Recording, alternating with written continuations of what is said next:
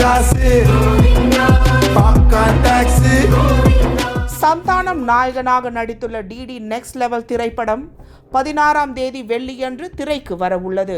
Comedy பேய் படமாக உருவாகியுள்ள இந்த படத்துக்கு திடீர் சிக்கல் உருவாகியுள்ளது. படத்தில் இடம்பெற்றுள்ள ஸ்ரீனிவாசா கோவிந்தா பாடல் இந்துக்களின் மத உணர்வுகளை புண்படுத்தும் வகையிலும் திருப்பதி பெருமாளை இழிவுபடுத்தும் வகையிலும் உள்ளதாக புகார் எழுந்துள்ளது.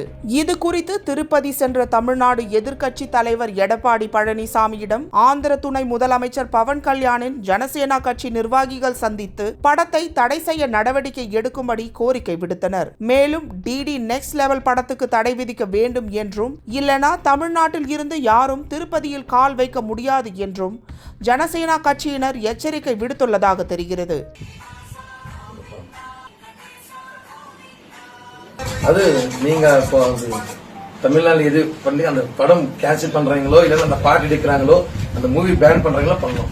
16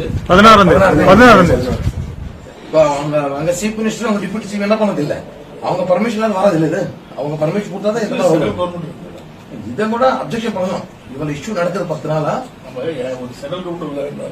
அது நீங்க அப்போசிஷன் இருக்குன்னு சொல்லிட்டு நீங்க எல்லாம் நியாயம் பண்ண சொல்லிட்டு உங்ககிட்ட வாங்க.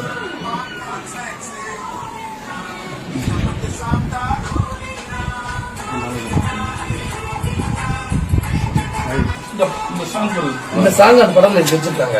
கவர்மெண்ட் கடவுள் ப்ரே பண்ண மாட்டாங்க.